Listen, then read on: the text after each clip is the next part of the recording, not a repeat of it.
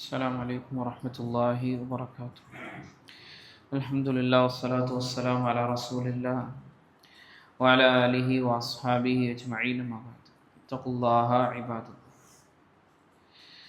ഇമാം മുസ്ലിം ഉദ്ധരിക്കുന്ന ഹദീസിൽ റസൂലുള്ളാഹി സ്വല്ലല്ലാഹു അലൈഹി വസല്ലം അവിടുന്ന് പറഞ്ഞു, ഹഖുൽ മുസ്ലിമി അലൽ മുസ്ലിമി സിത്തുൻ. ഒരു മുസ്ലിമിന് മറ്റൊരു മുസ്ലിമിൻ്റെ മേലിലുള്ള ബാധ്യതകൾ സിത്തുൻ, അത് 6 കാര്യങ്ങളാകുന്നു. ഖീല മാ ഹുന്ന യാ റസൂലല്ലാഹ്. അല്ലാഹുവിൻ്റെ റസൂൽ സല്ലല്ലാഹു അലൈഹി വസല്ലമ തങ്ങളോട് ചോദിക്കപ്പെട്ടു, അവ ഏതാണ്? നബി കരീം സല്ലല്ലാഹു അലൈഹി വസല്ലം അവിടെ പറഞ്ഞു, ഇദാ ലഖീതഹു ഫസല്ലിം അലൈഹി.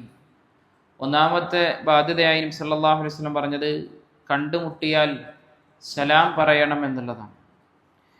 രണ്ടാമത് റസൂലുള്ളാഹി സ്വല്ലല്ലാഹു അലൈഹി വസല്ലം പറഞ്ഞു, വഇദാ ദഅാക ഫഅജിബ്ഹു. അവൻ നിന്നെ ക്ഷണിച്ചാൽ നീ ആ ക്ഷണത്തിന് ഉത്തരം ചെയ്യുകയും ചെയ്യുക എന്ന്. ഇവിടെ ക്ഷണിച്ചാൽ എന്ന് പറഞ്ഞു കഴിഞ്ഞാൽ ഭക്ഷണത്തിലേക്ക് വേണ്ടി മറ്റൊക്കെ നമ്മളെ ഒരാൾ ക്ഷണിച്ചാൽ അതിന് നമ്മൾ ആ ക്ഷണം സ്വീകരിക്കുക എന്നുള്ളതാണ് അതിൻ്റെ അദബ്. അത് മാത്രമല്ല, അത് വലീമ പോലുള്ള നിക്കാഹിൻ്റെ ഭക്ഷണത്തിലേക്കാണ് ക്ഷണിക്കുന്നതെങ്കിൽ അത് വാജിബാണ് ആ ക്ഷണം സ്വീകരിക്കൽ എന്ന് പോലും പണ്ഡിതന്മാർ പറഞ്ഞിട്ടുണ്ട്. ഇനി ആ ക്ഷണത്തിന് നമുക്ക് മറുപടി കൊടുക്കാൻ സാധിക്കുന്നില്ലെങ്കിൽ നമ്മൾ കൃത്യമായ ഒരു കാരണം അവരോട് എന്ത് ചെയ്യേണ്ടതുണ്ട്, നമ്മൾ ബോധിപ്പിക്കുകയും ചെയ്യേണ്ടതുണ്ട് എന്നൊക്കെ പണ്ഡിതന്മാർ പറഞ്ഞതായിക്കൊണ്ട് കാണുവാൻ സാധിക്കും. മൂന്നാമതായി റസൂലുള്ളാഹി സ്വല്ലല്ലാഹു അലൈഹി വസല്ലം പറഞ്ഞത്, വഇദാ ഇസ്തൻസഹക ഫൻസഹ് ലഹു. ആരെങ്കിലും ഏതെങ്കിലും ഒരു ഉപദേശം നിന്നോട് ചോദിച്ചാൽ, ഏതെങ്കിലും ഒരു വിഷയത്തിൽ നമ്മളോട് ഉപദേശം തേടിയാൽ അവനക്ക് നീ ഉപദേശം കൊടുക്കുക എന്ന് പറഞ്ഞു കഴിഞ്ഞാൽ, നമ്മളോട് എന്തെങ്കിലും നമുക്ക് കഴിവുള്ള ഒരു വിഷയത്തിൽ നമ്മളോട് ഒരു നിർദ്ദേശം ചോദിച്ചു, അങ്ങനെയാണെങ്കിൽ ആ നിർദ്ദേശം നമ്മൾ എന്ത് ചെയ്യണം, അവർക്ക് കൊടുക്കണം. അതല്ലാതെ അവനക്ക് എന്തെങ്കിലും ലാഭം ഉണ്ടാകുന്നത് വേണ്ട എന്ന് കരുതിക്കൊണ്ട് എന്ത് ചെയ്യാൻ പാടില്ല, നമ്മൾ തടഞ്ഞു വെക്കാൻ പാടില്ല. നേരെ മറിച്ച് എന്തെങ്കിലും നസീഹത്തുകൾ നമ്മളോട് ചോദിച്ചാൽ, അത് ഏത് വിഷയത്തിലാണെങ്കിലും നമ്മളോട് ചോദിച്ചാൽ അത് നമ്മൾ നസീഹത്ത് കൊടുക്കുക എന്നുള്ളത്. നാലാമതായി റസൂലുള്ളാഹി പറഞ്ഞത്, വഇദാ അതസ ഫഹമിദല്ലാഹ ഫശമ്മിതുഹു.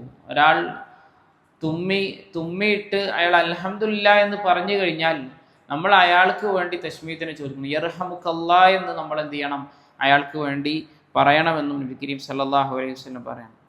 അഞ്ചാമതായി അവിടുന്ന് പറഞ്ഞത്, വഇദാ മരിള ഫഉദുഹു.